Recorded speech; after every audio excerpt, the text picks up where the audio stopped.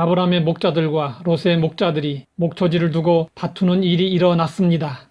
아브라함은 화목을 중요하게 여겼습니다.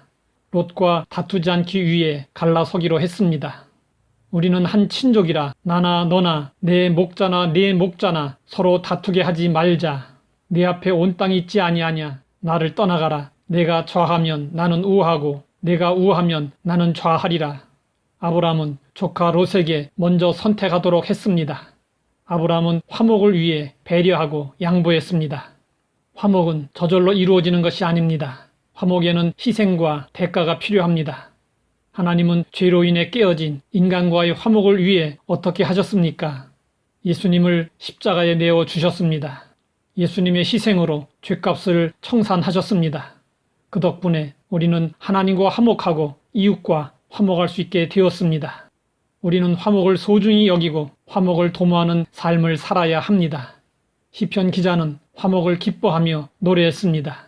보라 형제가 연합하여 동거함이 어찌 그리 선하고 아름다운고 머리에 있는 보배로운 기름이 수염 곧 아론의 수염에 흘러서 그의 옷깃까지 내림 같고 헐몬에 있으리 시온의 산들에 내림 같도다. 거기서 여호와께서 복을 명하셨나니 곧 영생이로다. 하나님은 형제가 화목하게 사는 것을 원하시고 그 모습을 보시면서 기뻐하십니다. 성경은 화목의 중요성을 강조하고 있습니다.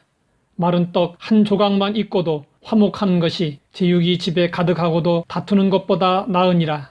성경은 화목을 강조하기 위해 가난한 집의 화목과 부잣집의 다툼을 대조하고 있습니다. 그리고 가난한 집의 화목이 부잣집의 다툼보다 낫다는 결론을 내립니다. 아무리 많은 재산을 가지고 있어도 가족들이 서로 싸우고 다투면 그 많은 재산이 무슨 의미가 있습니까? 하나님은 가족들이 비록 가난하게 살아도 화목한 것을 기뻐하십니다. 제육이 집에 가득하다는 것은 희생 제물이 가득하다는 것입니다. 이스라엘 백성들은 하나님께 제사를 드리고 난 후에 남은 것을 가족들이 나누어 먹었습니다. 그런데 서로 화목하지 못한 가운데 제사를 드리면 하나님은 어떻게 생각하실까요? 이에 대해 예수님은 이렇게 말씀하셨습니다. 예물을 제단에 드리려다가 거기서 내 형제에게 원망 들을 만한 일이 있는 것이 생각나거든 예물을 제단 앞에 두고 먼저 가서 형제와 화목하고 그 후에 와서 예물을 드리라. 화목이 없으면 하나님께서 그 예배를 받지 않으십니다. 우리는 화목을 위해 십자가에서 희생하신 예수님을 기억하면서 화목을 도모해야 합니다. 톨스토이의 어린 딸이 어느 날 동네 아이에게 맞아 코피를 흘리며 집으로 돌아왔습니다. 얼마나 화가 나는지 당장 가서 보복하고 싶었습니다.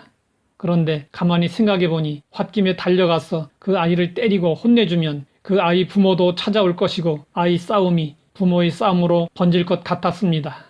그래서 톨스토이는 분노를 가라앉히고 딸 아이에게 제안했습니다. 아빠가 맛있는 샌드위치를 만들어 줄 테니 이것을 너를 때린 친구에게 주고 오너라. 처음에 딸아이는 싫다고 했습니다. 톨스토이는 설득해서 샌드위치를 보내주었습니다.